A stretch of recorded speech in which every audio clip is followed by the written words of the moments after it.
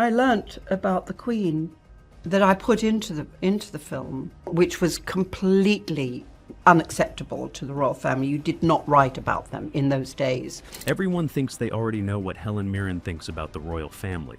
She won an Oscar playing the Queen. The palace itself made her a dame. So surely she must worship the crown, right? Wrong. What Helen Mirren actually believes about the monarchy is close to the opposite of what you would expect. And she is so honest about it that people cannot stop talking. She was not raised the way you think. She does not see the crown the way you think. And by the end of this, you will understand exactly why everyone is watching. The daughter of anti-monarchists. Here is the thing you have to understand about Helen Mirren before any of this makes sense. She was not raised to bow to anyone. By her own account, her parents were fierce anti-monarchists, not mild skeptics who grumbled at the television on Christmas Day. The real thing. In their home, the whole idea of a royal family was treated as something outdated, something Britain would honestly be better off without. Growing up, that was just the air young Helen breathed.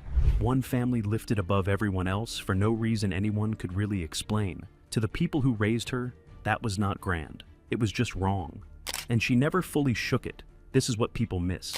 Even now, Mirren has admitted that when she really sits down and thinks about the institution itself, she cannot make the logic work in her head. The idea that a handful of people get looked at so differently from the rest of us is something she has said she still cannot reconcile. On principle, deep down, she never stopped being her parents' daughter. So, hold on to that. A woman raised to reject the crown completely. Because in a moment, she is going to do something that should have been impossible for someone like her. The actress who became the Queen. When Mirren was offered the role of Queen Elizabeth II, she did not take it the way a fan would. She took it the way a skeptic takes on a puzzle she is determined to crack. If she was going to become this woman, she was going to understand her completely, right down to the bone. So she got obsessive. She watched footage until she could trace the exact rhythm of the Queen's voice. She drilled that precise, buttoned-up delivery. She surrounded herself with photographs and studied them like evidence. She did not want a costume and a wig. She wanted the truth of a real human being. And here is where it gets a little eerie. By the end of the shoot, crew members who used to slouch and joke around her were standing up straighter when they spoke to her, folding their hands behind their backs without even meaning to. Nobody told them to. The performance had gotten so complete that people's bodies reacted before their brains could catch up, as if a piece of the real thing had walked onto the set. And this was not a one-time job. Mirren did not play Elizabeth once. She played her 3 separate times. First, the film that won her the Academy Award, set in the raw, uncertain days after the death of Princess Diana.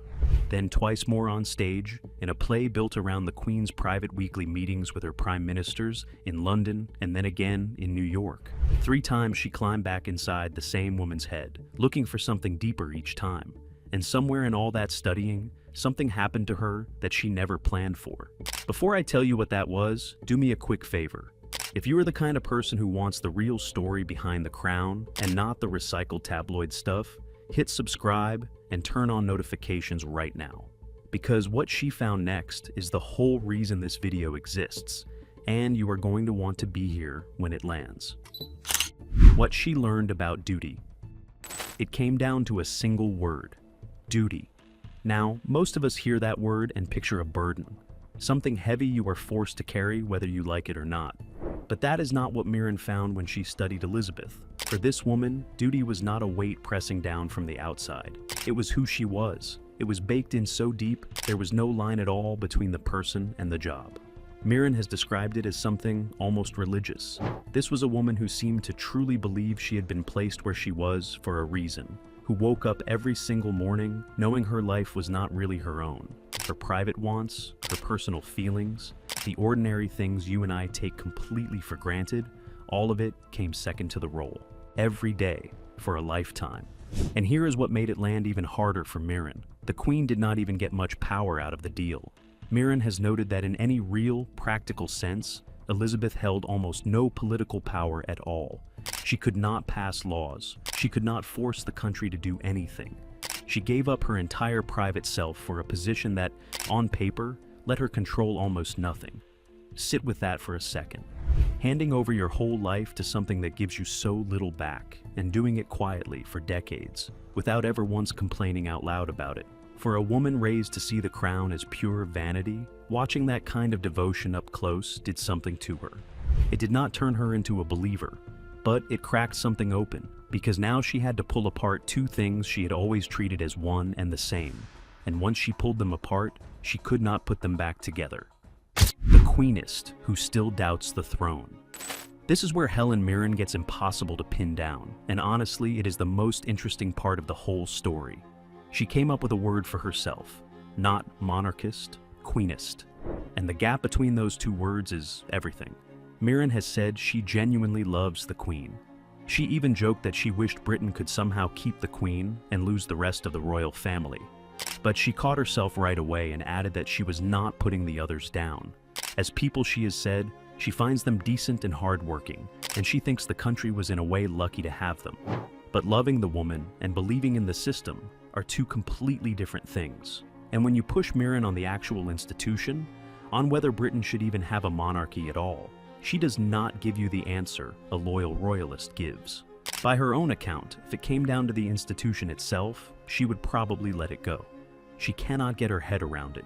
She cannot defend the idea that certain people are simply born to be looked at as above everyone else. So, sit with that contradiction for a second. She adores the person. She doubts the throne. She played the most famous monarch of our lifetime so convincingly that she came to respect what that woman stood for, all while still believing, somewhere deep down, that the whole thing maybe should not exist in the first place. That is not somebody reading off a script that got handed to her. That is somebody who genuinely wrestled with it. And there is one detail from her own life that pulls the whole knot even tighter. The honor that came from a prince. Here is the part that almost writes itself. Helen Mirren, the daughter of anti-monarchists, the woman who still cannot defend the crown, was made a Dame of the British Empire, one of the highest honors the entire country can hand out. And the ceremony happened inside Buckingham Palace, the beating heart of the exact institution she was raised to reject. But the real twist is who handed it to her. It was not the Queen. It was Prince Charles, then the heir to the throne, who gave her that title. So, the actress who would go on to win an Oscar becoming Elizabeth received her damehood not from Elizabeth at all, but from Elizabeth's own son, years before she ever stepped into the role that would tie her name to the crown forever. And Mirren has noted, in that dry way of hers, that once they give you an honor like that, it is not really the sort of thing they can ever take back. So think about where that leaves her. A woman who spent her early life firmly on the outside of all of this now carries one of its titles permanently, marked for good, by the very institution she still cannot quite bring herself to believe in, which raises the question sitting underneath everything she has ever said about the crown. What is a monarch even for? The symbol and the system. If there is one idea that ties all of Mirren's thinking together, it is this. A monarch is not really about power at all. It is about meaning. She keeps circling back to something that ran through the stage work she did about Elizabeth, and it is the value of a symbol. The Queen, as Mirren has pointed out, held almost no real political muscle. She could not bend the country to her will. What she had instead was harder to name and, in a strange way, far bigger than power. She was a symbol, one that carried the entire weight of British history inside her, a living thread connecting the present moment to hundreds of years of the past. And that, for Mirren, is the whole riddle. A person with almost no power who somehow means absolutely everything. A figure who does very little in any practical sense, but whose simple presence somehow steadies an entire nation. Her skeptical side cannot justify it. Her artist's eye cannot look away from it. She has also talked about what it costs to be that symbol in the world we actually live in now. When everyone can say anything about anyone, Mirren has said, it becomes so easy to take cheap shots, to be cruel, to lie about a person who cannot really answer back. And that was the thing she kept running into. The more she studied Elizabeth, the less she saw a crown at all, and the more she saw one ordinary woman quietly carrying something enormous. Playing her taught Mirren to see the actual human standing behind the target, absorbing a lifetime of scrutiny with a stillness almost nobody else on earth could manage. So after all of it, the study, the doubt, the honor, the years spent living inside this woman's head, Where does Helen Mirren actually land? Where she stands now. Here is the honest answer. She holds two truths at the exact same time, and she flatly refuses to pick one. She is still her parents' daughter. She cannot sit there and defend a system that lifts one bloodline above everybody else. And if the whole choice came down to the institution alone, she suspects she would walk away from it. That instinct never left her, not once. And yet, she loves the woman she played. She came to admire the quiet endurance, the lifetime of sacrifice, the duty carried without a single word of complaint. She learned to separate the human being from the crown sitting on top of her. She found something genuinely worth respecting in the exact place she had been taught her whole life to sneer at. That is why people cannot stop watching when Helen Mirren talks about the royal family. She never gives you the easy version. She does not fake loyalty, and she does not fake outrage. She gives you something you almost never get from anyone, a genuinely split mind, from a woman who studied this family closer than just about anyone alive, and came away loving the person while still quietly questioning the throne. And maybe that is the most honest thing she ever revealed about any of it. You can spend your entire life certain the crown should not exist, and still be moved deeply and permanently by the human being who was asked to wear it.